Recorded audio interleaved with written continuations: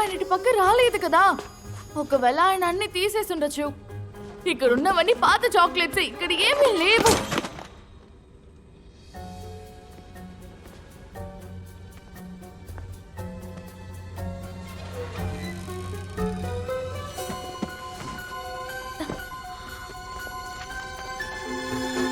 Billy ఇక్కడ చూడు.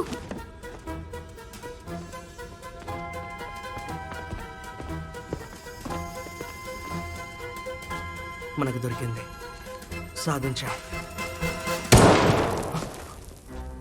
నాటి మిస్టర్ వంక, మీరు అనవసరంగా మాకు లేని పని సమస్యలు సృష్టిస్తున్నారు.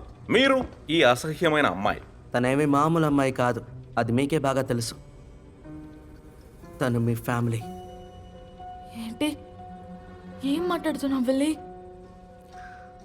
నీ పేరెంట్స్ నీకు ఇచ్చారు కదా ఒక రింగ్, అది గుర్తుందా? మిస్టర్ స్లగ్వర్త్ దగ్గర కూడా అలాంటిది ఒకటి ఉంది. మీ దగ్గర ఉంది కదా మిస్టర్ స్లగ్వర్త్? అవును, నిజమే, మా దగ్గర ఉంది. కానీ అది నా బ్రదర్కి చెందాల్సినది. జెబెడీ. ఆయనే మా నాన్న. అన్నిటికీ కారణం ఆ ప్రేమే. అబుక్కువా ఒక సాధారణ కుటుంబంలో జన్మించింది. వెళ్ళి తనని పెళ్లి చేసుకున్నాడు. వాడి వల్ల నాకు, నా కుటుంబానికి అసహ్యం. ఫ్యామిలీ మొత్తాన్ని ఫినిష్ చేశాడు. అందుకనే నేను ఆ నిర్ణయం తీసుకున్నాను.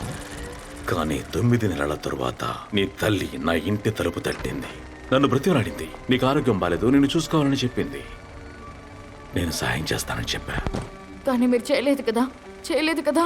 ఓ కాదు, నన్ను లాండ్రీ షూట్ లో పెట్టి పంపించారు కదా. Bye bye baby. మిస్సెస్ క్రబెట్ కి నేను దొరికాను. ఆవిడ రింగ్ చూశారు. అందులో ఎన్ ఉండడం వల్ల నన్ను నూడల్ అని పిలిచారు. కానీ అది ఎన్ కాదు, అది జీ. దానికి అర్థం జెబెడీ. సరిగ్గా చెప్పావు. మీ అమ్మ తిరిగి వచ్చి అడిగితే నువ్వు చనిపోయావని చెప్పాను.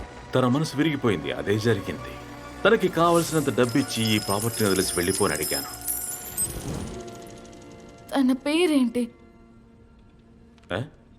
మా అమ్మ. తన పేరేంటి? కొంచెం ఉండు.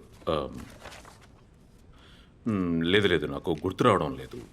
సారీ, నువ్వు ఇది ఖచ్చితంగా అర్థం చేసుకోవాలి. She was very poor.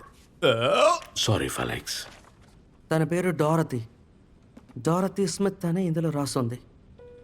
Dorothy? ఏంటి ఆశ్చర్యపోయావా? నువ్వు నేర్పించావు కాబట్టి చదవగలుగుతున్నాను. వావ్, ఇది మనసును తాకింది. బిజినెస్ గురించి మాట్లాడుకుందామా? దాన్ని మా చేతికి చెయ్యి. ఎన్ని చాక్లెట్స్ ఉన్నాయి మిస్టర్ మీ ఫ్యాక్టరీలో? అందులో దాదాపుగా 80,000 గాలన్స్ ఉన్నాయి. మరి మీ దగ్గర? నా దగ్గర 75 ఉంది. నా దగ్గర 150 ఉన్నాయి. ఇది చాలనుకుంటాను. ఎందుకు? Death by chocolate.